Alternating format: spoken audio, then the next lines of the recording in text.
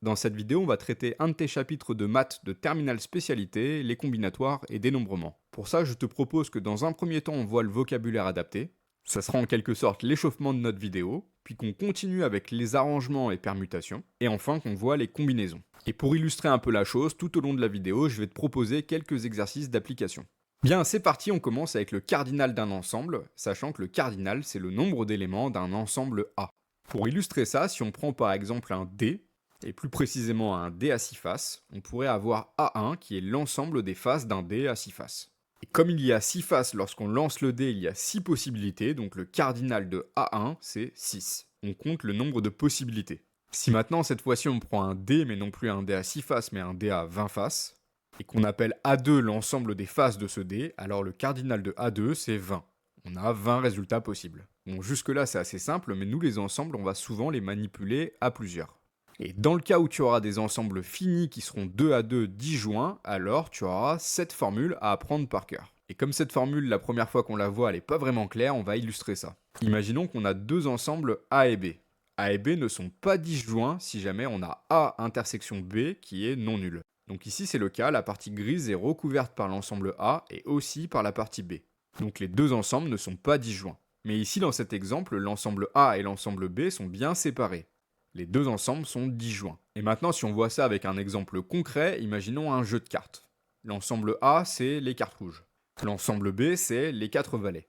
Ici, les deux ensembles ne sont pas disjoints car on a par exemple le valet de cœur et le valet de carreau. Ces deux cartes sont à la fois des cartes rouges, donc dans l'ensemble A, et des valets, donc dans l'ensemble B. Maintenant, si on prend un autre exemple, on a l'ensemble A qui est les cartes rouges, l'ensemble B qui est les cartes noires, et comme une carte ne peut pas être noire et rouge, alors ces deux ensembles sont bien disjoints. On peut maintenant passer au produit cartésien. Si on a A et B deux ensembles finis, alors le cardinal de A fois B, c'est égal au cardinal de A fois le cardinal de B. Et quand on regarde avec un exemple assez simple, tu vas voir que c'est vraiment tout bête. Imaginons que l'ensemble A, c'est l'ensemble des possibilités lors d'un lancer de dés, donc 1, 2, 3, 4, 5, 6. Le cardinal de A, c'est donc 6. Et l'ensemble B, c'est les résultats possibles lorsqu'on lance une pièce, donc pile ou face. Le cardinal de B, c'est 2. Deux possibilités. Et bien le produit cartésien de ces deux ensembles, c'est tout simplement mixer ces deux possibilités. Dans l'exemple ici, ça revient à lancer le dé, lancer la pièce et noter les deux résultats. Et ça nous donne un couple de résultats à chaque fois qu'on peut noter sous cette forme. En premier, on note le résultat de l'ensemble A, donc le lancer de dé. On met un point virgule, et en deuxième, on note le résultat du lancer de pièce, donc pile ou face. On met tout ça entre parenthèses, et si on mixe toutes les possibilités qu'on peut avoir, on se rend compte qu'on a tout ça. Donc par exemple, quand on fait un 6 au dé, on peut faire soit pile, soit face. Et lorsqu'on compte le nombre d'éléments de l'ensemble A fois B, on se rend compte que c'est égal au nombre d'éléments de l'ensemble A, donc le cardinal de A, qui est égal à 6, fois le nombre d'éléments de l'ensemble B, donc cardinal de B, qui est égal à 2. Et 2 fois 6, ça fait 12. Et si tu comptes le nombre d'éléments ici, tu te rends compte qu'il y en a bien 12. Passons maintenant à une autre définition utile, le n uplé. Imaginons qu'on a un ensemble A et n qui a un entier naturel non nul. Donc 1, 2, 3, 4, etc. Un n uplé de A, c'est un élément de A puissance n. Autrement dit, ça revient à tirer n fois un élément de A au hasard. Imaginons qu'on lance 3 fois de suite un dé de 6 faces. Au premier lancer, on obtient un 2, au deuxième lancer, on obtient un 3, et au troisième lancer, on obtient un 4. Eh bien, la notation 2.3.4, le tout entre parenthèses, c'est ce qu'on appelle un 3 uplé. Et si on refait un lancer et qu'on obtient cette fois-ci 3 au premier lancer, 2 au deuxième et 4 au troisième, on a un autre 3 uplé avec 3, 2, 4. Lorsqu'on parle des n uplés, l'ordre a de l'importance. C'est en quelque sorte un tirage avec remise plus ordre qui compte. Et si on fait le parallèle avec le début, le cardinal de A puissance n, c'est le cardinal de A à la puissance n. Donc ici on lance 3 fois de suite un dé de 6 faces, alors l'ensemble A puissance n, il contient tous ces éléments. Ça reviendrait à lister les n uplés. Et pour répondre à la question combien il y en a, il faut connaître le cardinal de A. Ici, le cardinal d'un lancer de dés, c'est 6. Et donc, le cardinal de A puissance 3, c'est le cardinal de A, donc 6 à la puissance 3. Et ça, si on fait le calcul, on trouve 216. Lorsqu'on lance un dé 3 fois de suite et qu'on note le résultat, on a 216 possibilités. Bien, avant de passer à la suite, on va faire un petit exo d'application. Imagine que tu as un mot de passe qui peut utiliser un nombre de 4, 5 ou 6 chiffres. Combien de codes sont possibles pour ton mot de passe? Ici, il y a un mot qui est important, c'est le mot OU. Dans ce cas-là, ça signifie une réunion d'ensemble dans la plupart des cas. Et comme ici, on a bien 3 ensembles distincts 2 à 2, ton mot de passe, il contient soit 4 chiffres, soit 5, soit 6. Il ne peut pas y avoir deux cas en même temps. Et que pour chaque chiffre, on a 10 possibilités, de 0 à 9. Alors on va pouvoir calculer le cardinal de 3 ensembles distincts. Premièrement, le mot de passe il a 4 chiffres. On va appeler ça l'ensemble A. Et le cardinal de A, c'est égal au cardinal de T, donc un chiffre en particulier, à la puissance 4, puisqu'il y a 4 chiffres. C'est égal à 10 puissance 4. L'ensemble B, c'est l'ensemble des mots de passe qui ont 5 chiffres. Et le cardinal de B, c'est égal au cardinal de T, puissance 5. Donc 10 puissance 5. Comme on a 10 chiffres possibles à chaque fois, 10 puissance 5. Et tu commences à comprendre, l'ensemble C, c'est l'ensemble des mots de passe de 6 chiffres. Donc 10 puissance 6. Et combien on a de possibilités en tout? Eh bien, on a l'addition de ces 3 résultats, puisque les 3 ensembles sont distincts 2 à 2. C'est une des propriétés qu'on a vues un peu avant. Donc on a 1 110 000 mots de passe possibles. Bien, on peut maintenant passer aux arrangements, sachant qu'un arrangement de k éléments de A, ce qu'on appelle un k-uplé. Et comme je suis à peu près sûr que si t'es en train de regarder cette vidéo, tout ça, ça doit être à peu près du charabia pour toi, on va illustrer ça avec un exemple un peu plus concret. On va commencer par prendre un jeu de 52 cartes. Et dans notre jeu de 52 cartes, on va tirer au hasard une carte dans le paquet. Donc on le mélange, on tire une carte. Et disons que A, c'est l'ensemble des 52 cartes. Le cardinal de A, c'est donc 52.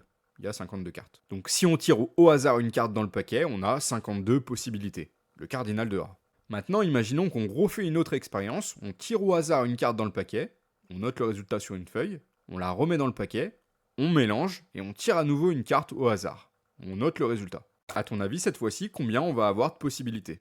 N'hésite pas à mettre pause et à y réfléchir un peu si jamais tu le souhaites. Ça te permettra de voir si t'étais loin du résultat ou pas. Et bien ici, la réponse, c'est cardinal de A au carré. Si on reprend l'exemple du dé de tout à l'heure, ça reviendrait à lancer le dé 2 fois. Bon, ici, on tire 2 cartes au hasard dans le paquet 2 fois de suite. Le nombre de possibilités, c'est donc 52 au carré, 2704. C'est ce qu'on appelle un 2-uplé. Et on devra calculer des n-uplés lorsqu'on est dans le cas d'un tirage avec remise et que l'ordre compte. Bien, maintenant, on passe cette fois-ci à une troisième expérience. Toujours avec le jeu de cartes. On tire au hasard successivement 2 cartes dans le paquet. Mais quand t'as tiré la première carte, tu la gardes de côté et tu la remets pas dans le paquet. Donc t'as aucune chance de la tirer lors du deuxième tirage. Ça, c'est ce qu'on appelle un tirage sans remise, et ici l'ordre va compter. Et bien c'est lorsqu'on a ce type d'exercice à faire qu'on va utiliser les arrangements.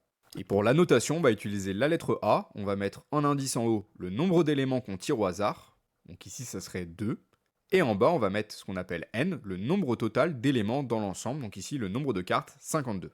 Ça c'est la notation qui est assez compacte, mais t'inquiète pas, le calcul en général il l'est un peu moins. Pour calculer ce truc-là, on va devoir faire appel à des factoriels, qu'on note avec le symbole point d'exclamation. Et le calcul de l'arrangement ici, c'est égal à n factoriel sur n-k factoriel. Donc ici dans notre exemple, on a 52 factoriel divisé par 52 moins 2 factoriel. Et je te le rappelle, 52 factoriel, ça veut dire 52 fois 51 fois 50, etc. jusqu'à 1. Mais du coup, si tu notais le détail des deux factoriels, tu t'apercevrais que tout se simplifie, sauf 52 fois 51. Et 52 fois 51, ça fait 2652. Ici, la réponse, c'est donc qu'on a 2652 possibilités, et pour calculer ça, on calcule le nombre d'arrangements. Donc pour résumer un tirage sans remise avec l'ordre qui compte, on calcule le nombre d'arrangements. Et lorsqu'on calcule un tirage avec remise plus l'ordre qui compte, on calcule les n-uplés. Bien, maintenant, avant de conclure avec les combinaisons, on va devoir parler des permutations qui vont nous servir pour les combinaisons. Une permutation, ça consiste à lister les ordres possibles pour n éléments d'un ensemble A. Imaginons qu'on a toujours notre jeu de cartes et qu'on choisit 3 cartes dans le jeu de 52 cartes. L'as de cœur, l'as de trèfle et le roi de trèfle. Et bien ici, on a 6 permutations. On aurait très bien pu aussi tirer en premier l'as de cœur, ça change pas. Mais en deuxième, au lieu d'avoir l'as de trèfle, on aurait pu avoir le roi de trèfle. Et enfin, en troisième, l'as de trèfle. Bref, avec ces 3 éléments, si on les met dans n'importe quel ordre, on a 6 permutations possibles. Et pour calculer le nombre de permutations, on met le nombre d'éléments choisis dans l'ensemble, donc ici 3, à la factorielle. Donc 3 factoriel, c'est égal à 6. 3 fois 2. Si on avait 4 éléments, le nombre de permutations, ça serait 4 factoriel, donc 4 fois 3 fois 2, c'est-à-dire 24. Et les permutations, comme je te le disais, vont nous servir pour calculer les combinaisons de k éléments d'un ensemble A à n éléments. Sachant que les combinaisons, on va noter ça entre parenthèses, avec en haut n, le nombre d'éléments total de l'ensemble, et k, le nombre d'éléments qu'on choisit dans l'ensemble.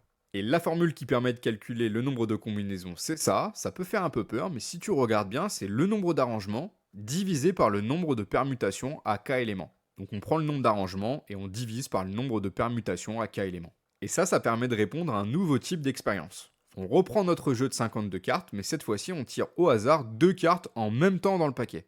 On a un tirage sans remise, on peut pas tirer 2 fois la même carte, mais comme on tire les cartes en même temps, l'ordre ne compte pas. Eh bien, pour répondre à ce genre de questions, on calcule un nombre de combinaisons.